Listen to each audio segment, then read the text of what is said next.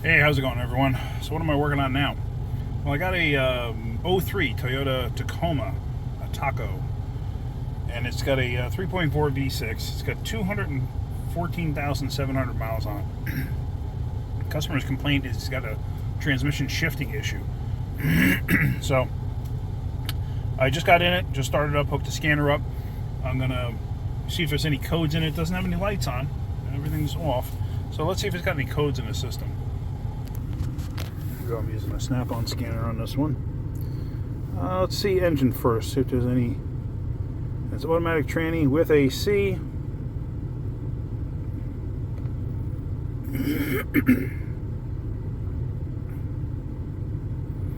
Dun dun dun. Dun dun dun. No current codes. No history codes. Cylinder 4 misfire. Okay. Well, I've known people to. That's a history code. I've known people to mistake misfires for transmission problems. I've seen it before. Also, sometimes a misfire can create a situation of maxing out line pressure. And when it maxes out line pressure, it'll create very harsh shifts, and people will think it's a tranny shifting issue because of like a tranny failure when it's really not. Now, normally you would see if it had, excuse me, got all froggies today. If you had transmission code, normally you'd see in engine you'd see a PO700, which indicates that it's a that it has a transmission code. And this is a two-wheel drive. Let's go to codes. Drum roll, please. Dun dun dun. Any day now.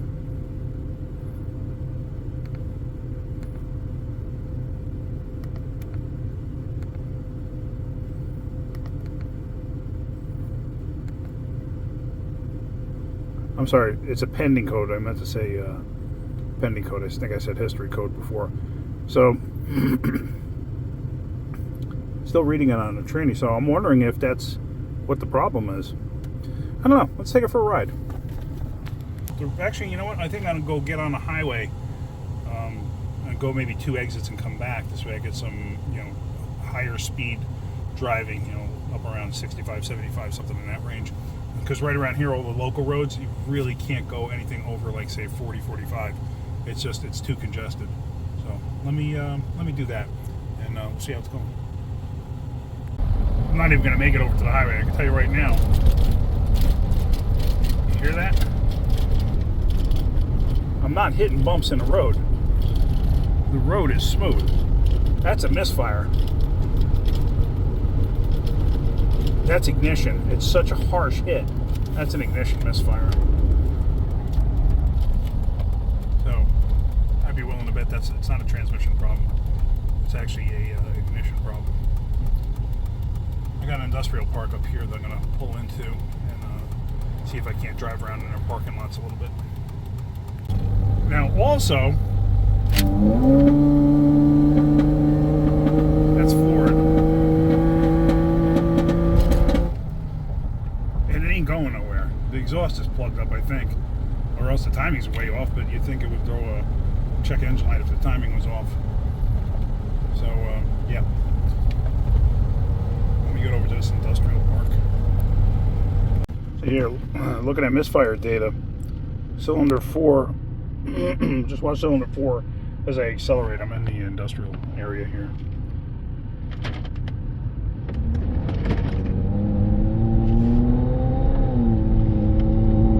Okay, it's climbing.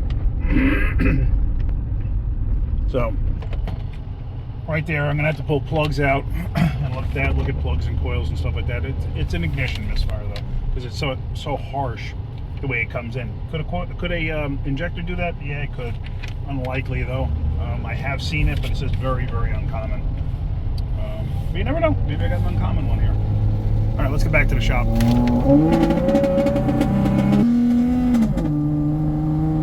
I'm just not going anywhere.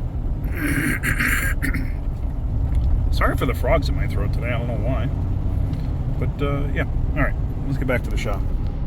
Here's the misfires. And now I know why it's so fast. Cold air intake. That was sarcasm. All right, so here we go. One thing I just noticed. Radiator's got a crack in it. Hopefully they didn't overheat this thing and create a problem. But we're going to find out. I don't think so. I think it's just old ignition. So I got to figure out which is 2 and which is 4. I'm pretty sure it's, on this it's 135, and if you look, there's a bolt hanging out of a coil right here. See that? Just sitting there. All nice, like nobody ever tightened it up, so maybe somebody did put plugs in this and was chasing a problem. I don't know. All right, let's figure out. It should be 2-4, but I'm going to verify the cylinder orientation first. All right, pulled out plug number 4. Here it is. And it don't look, hold on. It don't look terrible. It's definitely worn. It doesn't look terrible worn. But here's what I'm concerned with. See that? That's carbon tracking. That right there is carbon tracking. This spark plug's no good. What's happening is the spark is jumping and running down the boot and grounding out on the plug, on the base of the plug. It also means the wire is no good. There, you see it? See that mark inside the wire?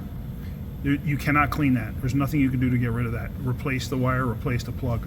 Now, one thing too, when I pulled this plug out, it wasn't even tight. It was barely snug. So I'm going to start pulling other plugs out to take a look. Now, I can't get this boot off unless I take that 10 off. So, oh, and I don't know what I did with my tripod. In the move, I have no idea what I did with it. I got to find it. I can't find it. So, I mean, I got the new tripod for home that Mrs. Wrenching got me, and that's a beautiful tripod. But the little one that I had that I was using at Joe and Mo's, I know I took it. I just don't know what I did with it. So let's get this. Oh, there's a little on the hot side. It looks okay. Let's put.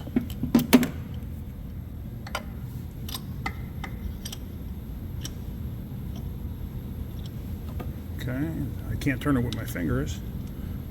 Let's just see. No effort. That was legit no effort. I mean, that's really not a tight spark plug. How they didn't blow themselves out, I don't know. That was not tight at all.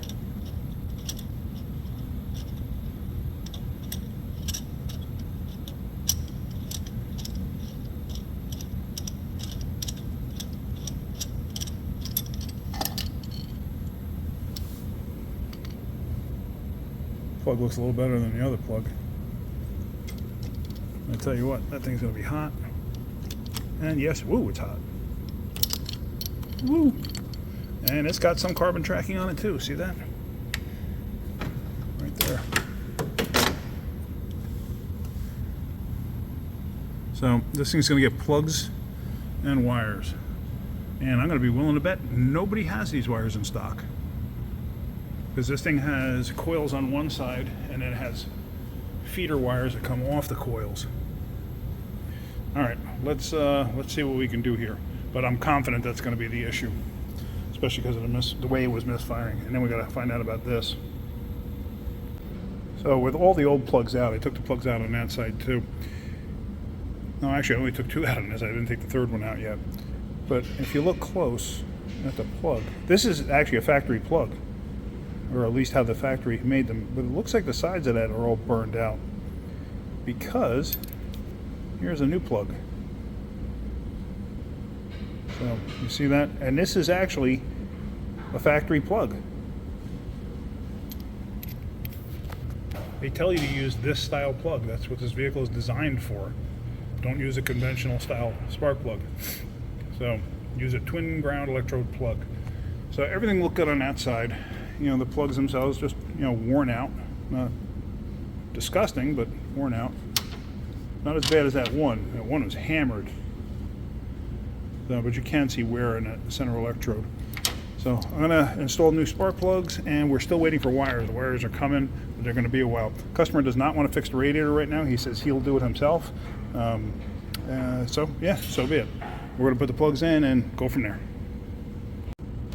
All right, so I got the wires, and now it's just a matter of switching them over.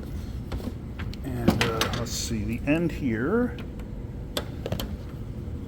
includes the plastic outer shell, which not all of them do this. Some of them just come with the rubber end, not the plastic outer shell. So let's switch these over. We're just doing one at a time. Okay, so the end wire here, the furthest one away, actually loops over and goes to the second one here. So you lift up on the very front edge of the wire, and I'm not going to be able to do it single-handedly like this. I'm going to have to get something underneath the edge of that, even a little screwdriver in the edge there. Let me go find something. Hang on. All right, so I just propped the phone up like that. Hopefully it'll stay. Apologize if it won't. Yeah, see, it's all brittle.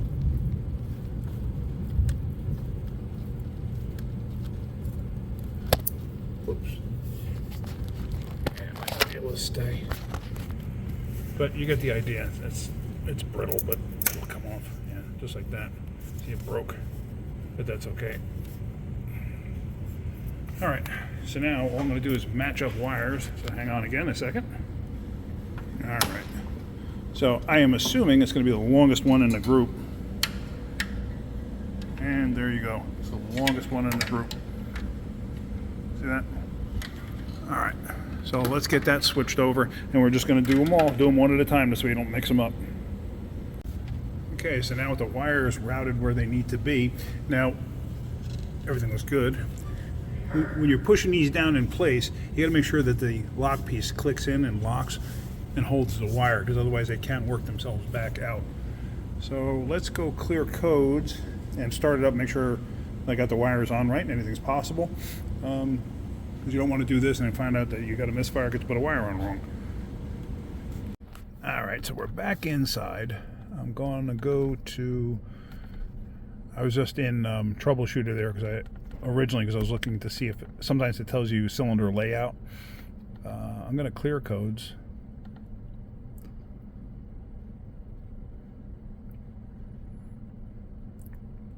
Dun dun dun! Any day. There we go. Okay.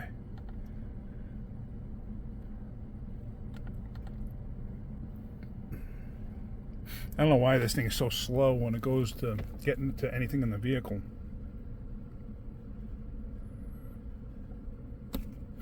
But what we can do is just no codes, pending codes, no code. Okay, perfect. So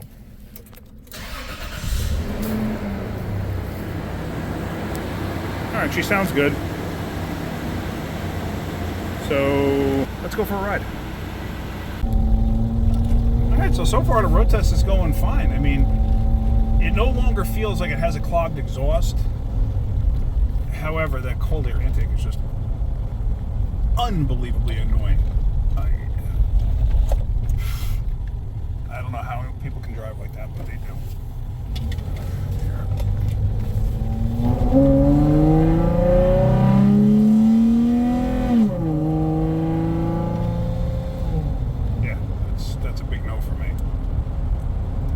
Anyway, so the misfire is gone. Runs fine. Runs great, actually. So I'm happy with this. It's kind of doggy though. It's not like it should have more power, but I don't think the cats are plugged. Yeah, I just think that this is wow, that was an incredible lightning strike I just saw. Wow, that was cool. Anyway, like I was saying, this thing's it's a bit doggy, but it's not like the timing's off or anything else. I'm just wondering if the motor just might be a little bit tired with 214,000 miles on it. I wouldn't think it should be, but anything's possible. I don't know the history behind it, but it runs fine. I mean, I would just think should make more power. Anyway, so it doesn't have any pending codes or anything like that. I did check. I'm not going to walk you through all of that, but I think that's about it. So hopefully you're getting something out of my videos. If you are, hit that like button. If you could, please subscribe. If you look down in the description there, you'll see that I have links to Amazon products and stuff like that. If you could just give it a click, I'm not asking you to buy anything, but just give it a click. Clicks do help me. Yeah, so that's about it. All right, guys, have a great day. Keep wrenching.